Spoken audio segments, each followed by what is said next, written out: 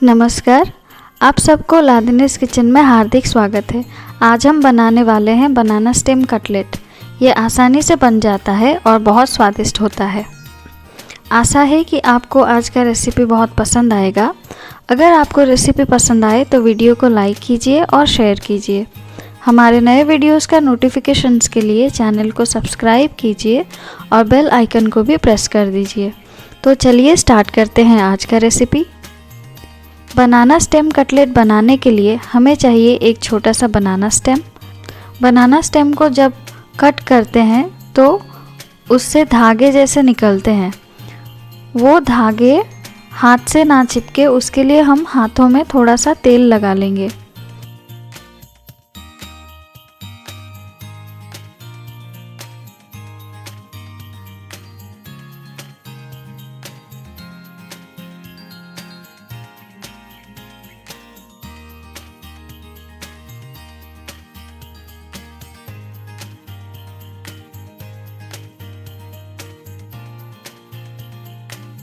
सबसे पहले हम बनाना स्टेम को छोटे पीसेस में चॉप कर लेंगे। कटे हुए पीसेस को हम हल्दी के पानी में डाल देंगे। इसे बनाना स्टेम डार्क नहीं होगा। अब इसको हम हल्दी पानी से छान के प्रेशर कुकर में डाल देंगे। 2 कप पानी डाल देंगे। हाफ टी स्पून नमक और थोड़ा सा हल्दी डाल के मीडियम हाई फ्लेम पे उसको 2 सीटी आने तक पकने देंगे। सीटी खुल जाने पर बनाना स्टेम पीसेस को हम स्ट्रेन कर लेंगे। अच्छे से पानी निकल जाने तक उसको साइड में रख देंगे। इसको आप हाथों से प्रेस करके एक्स्ट्रा पानी निकाल सकते हैं। कटलेट का बेस बनाने के लिए एक बड़ा पतीला ले लेंगे। 4 उबले हुए आलू ले लेंगे। आलू को हम अच्छे से स्मैश कर लेंगे।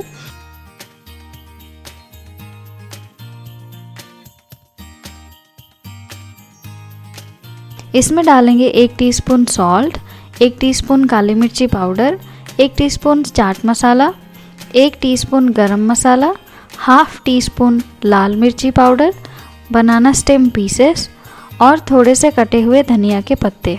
इन सब इंग्रेडिएंट्स को हम अच्छे से मिला लेंगे। ये मिश्रण थोड़ा सूखा रहना चाहिए, तभी अच्छा कटलेट बनता है।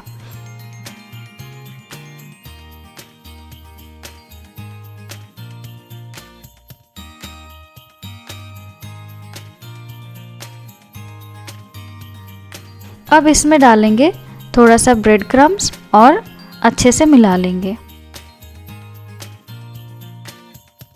कटलेट का क्रंची कवरिंग के लिए हमने यहाँ पे सोया चंक्स का पाउडर और ब्रेड क्रम्स को मिला के ले लिया है। ये पाउडर का कोटिंग कटलेट पे अच्छे से आए और हमारा कटलेट ना टूटे, इसके लिए हमें कटलेट बेस को एक घोल में डुबाना है।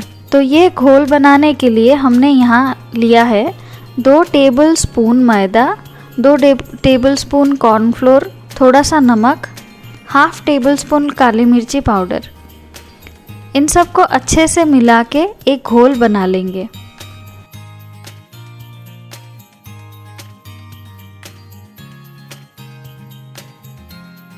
ये मिश्रण से थोड़ा थोड़ा लेके कटलेट का शेप देंगे।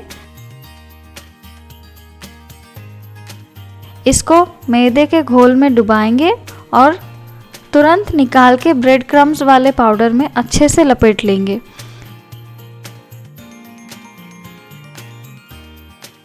फिर फ्राइंग कढ़ाई में डाल देंगे। कटलेट फ्राई करने के लिए हमें ऑयल मीडियम गरम चाहिए।